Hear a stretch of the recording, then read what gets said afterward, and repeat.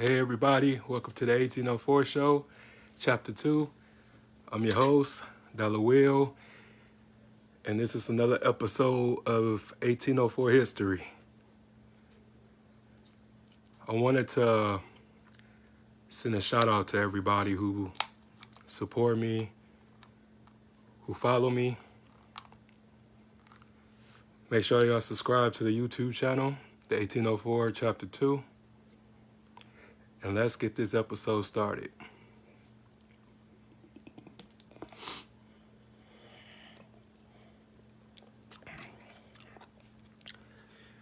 I wanted to do this episode on this particular topic because nowadays we have a problem with sticking together, staying on code, loving each other, respecting each other. And it just be unfortunate when people don't know how far we came or they don't know our history. And when you don't know your history, it has a problem repeating itself. And this is a story of a small town that was in Florida 99 years ago. And it all ended because of a lie, a false rape accusation. And it's just so sad when even today we get accused of rape. We get accused of things without evidence, but yet we are guilty. We guilty in public opinion. And just to think that we had our own communities. We was lavished. We was rich. We was together. We was unified in everything. And when you talk about unity, when you talk about liberty, when you talk about justice, it becomes a problem. It becomes a hassle to get treated fairly in this country. And it's just unfortunate when you have even our own people believing accusations and believing reports and knowing the history of this country. You know, just the fact that towns and cities and neighborhoods was burned down over white lies. You know what I'm saying? And for one, I'm not racist one bit, and I'm not trying to incite no riot or anything like that, but I'm trying to get people to think here. It's like when you're a black man in this country, a country that we built, a country that was founded by the original inhabitants, and it's like you don't get no justice. You don't get no proof. You don't be safe. And it's all because of these certain higher-ups that want to keep things the way they are.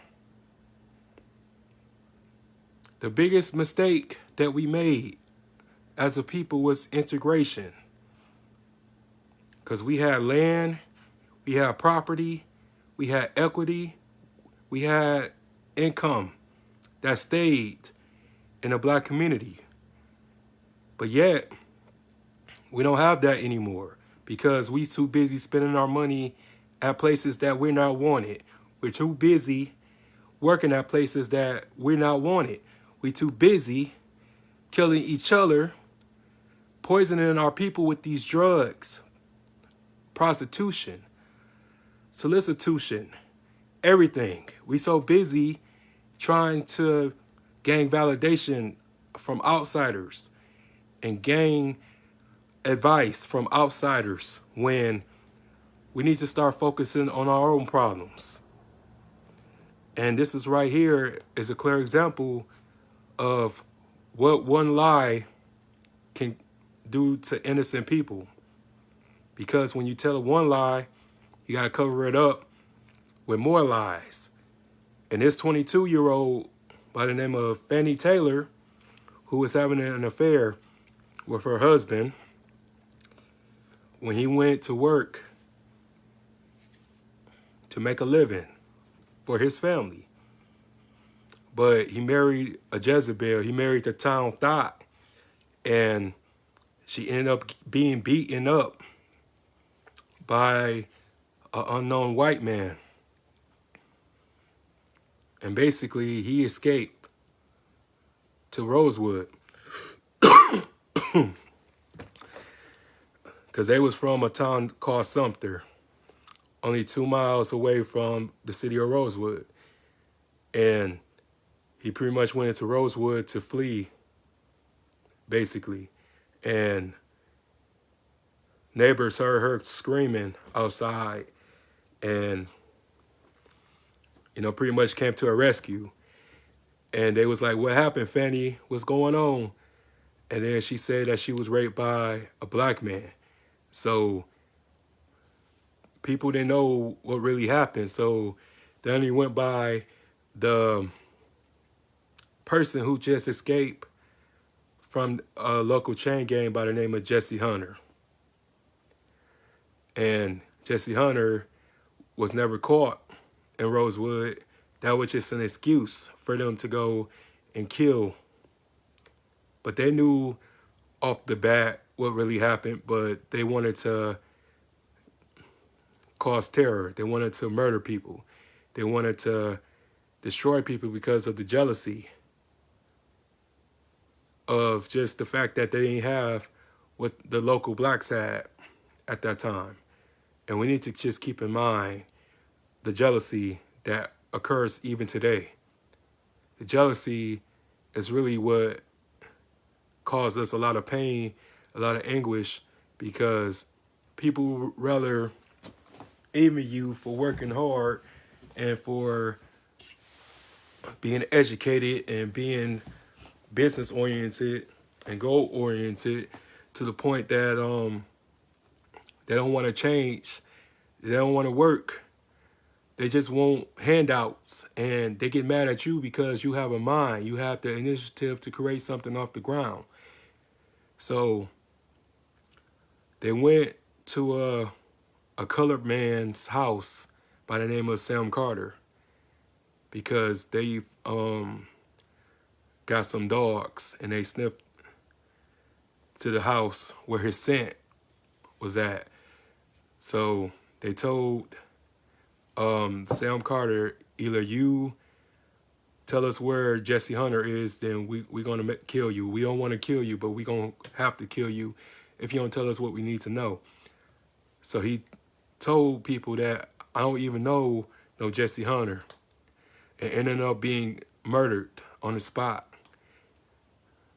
Shot 100 times while in a tree, and fingers and toes and his ear was chopped off and saved as souvenirs.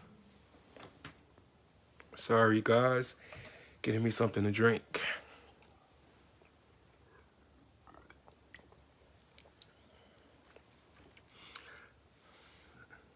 But in Rosewood, it was two families. It was the Carriers and it was the Goins. And these two families were the wealthiest families in Rosewood. And the mob of 500 men came to the Carrier house to question a local man by the name of Sylvester Carrier. So Aunt Sarah, that's what they called her, went to confront these men and to tell them that the real guy that you're looking for is a white man. He's not a black man.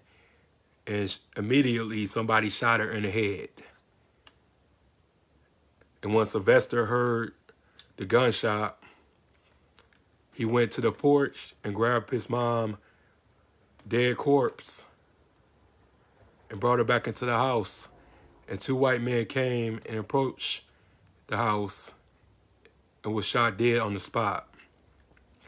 So a shootout ensued for 2 hours. And after that, Sylvester Carrier was found dead in the living room staircase.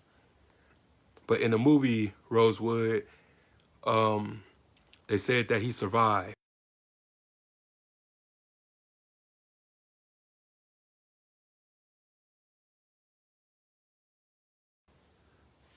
But in reality, he was killed in that gunfight.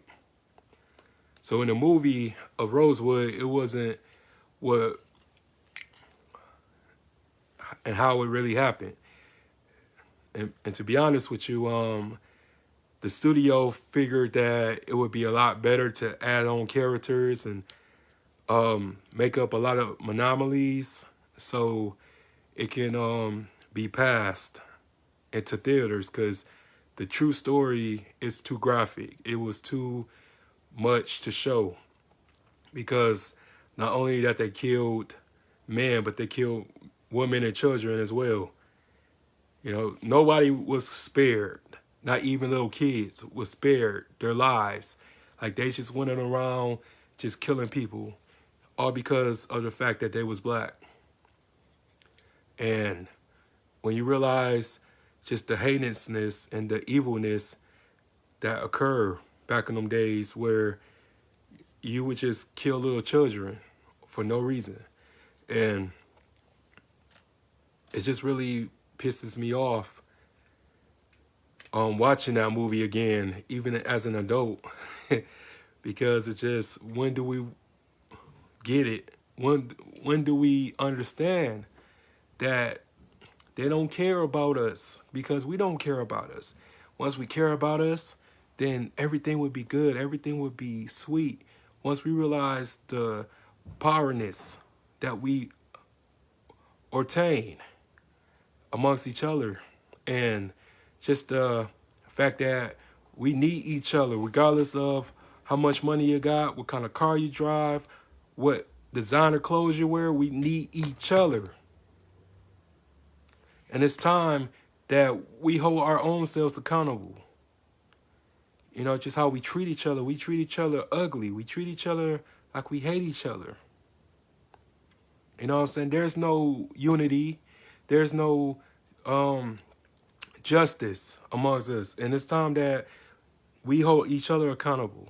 You know, I've done some things I'm not proud of, but I'm a different person now. It's all because of the fact that I realized that I can't do this alone. I can't do this by myself. That's why I'm able to reunite people, unite people, bring people together, and bring people to a common ground. Because hating each other ain't gonna get nothing done. Hating each other, all we gonna do is keep each other in bondage. And bondage is in the mind. Bondage is never physical. It's in the mind. Slavery is in the mind. Enslave is physical. Mental is slavery. And once we understand that, and once we come into like a hope, you know what I'm saying, come to like some type of peace, then history gonna repeat itself. And it's just also unfortunate, because all we do is just expect somebody else to come save us when we have the abilities to save ourselves. If people like that is really getting money for real, then we can build our own things. You know, we can have our own things. But nobody want to do it. Everybody just want to stunt. Everybody want to floss. Everybody just want to just, you know, come up and get out the hood and do this and do that. But really, you know, all of us as a collective is still stuck. We still miserable. We still broken. We've defeated. You know, everybody always want to talk about how much this race suffered and how much this color went through it, but nobody has suffered a lot more than the Black Americans of this country. You know, we was terrorized. You know, you know what I'm saying? As far as slavery goes, we were slaves for over 200 years. And then even after we was emancipated, we still have to go through hell. We still going through hell. Ain't nothing changed. Ain't nothing changed. And then, you have this town that populated 200 black folks and was wealthy, was a impoverished community, were scared to go back and was told that they can't never return. So just imagine all that land that people had, accumulated. You worked hard for that. You know what I'm saying? You know how much time it takes to grow like fruit, vegetables, crops. You know how long that takes? And just the fact that over a lie that it's taken from you, it's destroyed, it's gone. And it's just really unfortunate. It's just pathetic just how they try to hide this history from us, because nobody wants to apologize. And I don't care what anybody say. They talk about all this black on black crime stuff, man, and ain't nothing compared to the massacres, to the riots that occur back during Jim Crow days, back during Reconstruction, and back during slavery. They got bodies to their name. They got blood on their hands. And nobody ever been tried. Nobody ever went to jail. Nobody ever been punished for the evil deeds that they have done. But yet, when we get caught, trying to survive, we label as monsters. We label as demons. When we get caught selling drugs or get caught with a pistol, we will be vilified for the rest of our days. But we always ask to forgive when we get gunned down into the streets. We always ask to forgive. We always ask for redemption for them. And this is a really sadful story, because this wasn't that long ago. Next year will be 100 years since it happened, and nothing has changed. You know what I'm saying? Like, you don't get the white people calling us nigga. You get the black person, you get the black man after he shoots us dead, call us nigga. You get the black woman calling us nigga. You get everybody calling us nigga now. And that's why I don't address myself as that. That's why I won't never call nobody that, because that's what they heard to their deaths. That's the word they heard to their graves. And it just come a time where we have to hold ourselves accountable. Regardless of what people did, regardless of what people said, it comes a time that we have to stop this foolishness. We have to stop trying to hurt each other. You know what I'm saying? Hating on each other like you don't know that man's story. You don't know that woman's story. You don't know that kid's story. So we got to come to just maturity and just realize that I caused a lot of this too. You know what I'm saying? I'm a product of my environment, but I can help my environment get better. I ain't gonna be able to save everybody, but it's a try. It's a choice. It's a choice to want to just know and do better. It's a choice. Nobody holding you back but you.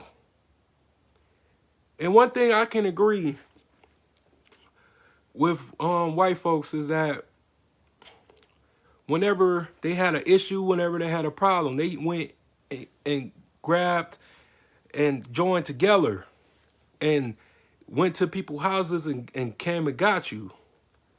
I can respect that. You know what I'm saying? Even though, like, it's wrong, but you can't get niggas to join together unless it's something negative. When it's too real, niggas back off. And I just be so sick of that.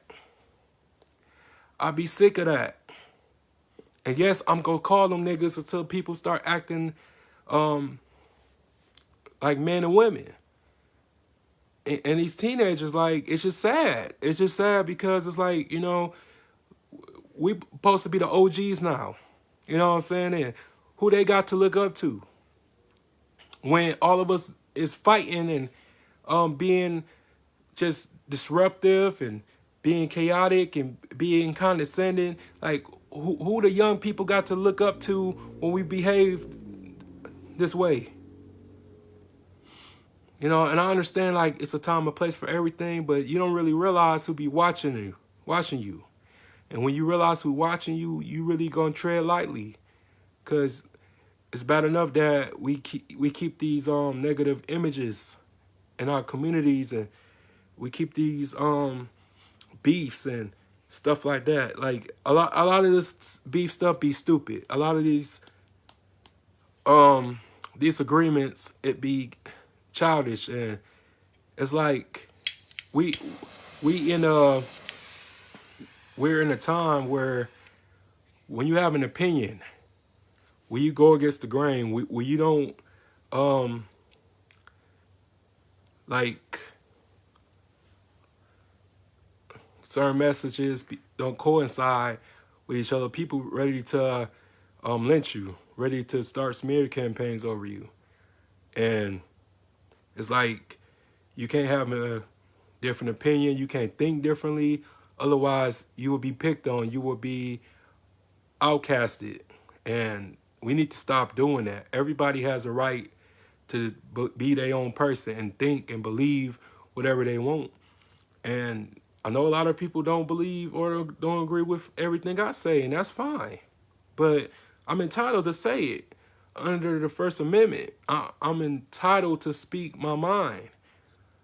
You know what I'm saying? Regardless of what people say, regardless of what people think, you know, I'm not going to ever try to convert anybody into thinking how I think or what I believe in. That's up to you. But I would never, you know, lie to you or manipulate anybody. I'm just telling y'all the truth because it's the truth. And just think, like, you know, there were bodies in mass graves over a whole week. And they say it was like 60 to 100 black folks that died, but it was more than that. They slaughtered a whole entire town. And luckily, it was some people, two rich brothers who owned a train to escort these people out of town before they got killed. And it was one white man by the name of John Wright who hid black folks so they won't get killed. His house was the only house that survived the heinous massacre. And it was a $2 million settlement in the 90s for the descendants and the survivors of it. But no money is going to repair or rebuild that trauma, that heartbreak, that turmoil that existed. You know, they just think that all of us can be bought, but you can't buy me. After you ruined my life and after you killed my family, after you destroyed my childhood memories, you can't buy me with no check. No matter how much you think I'm worth, I know my worth. No money can repair or fix what you did to me. And for people who don't understand this, just imagine the town of Penn County, the town of Bay City,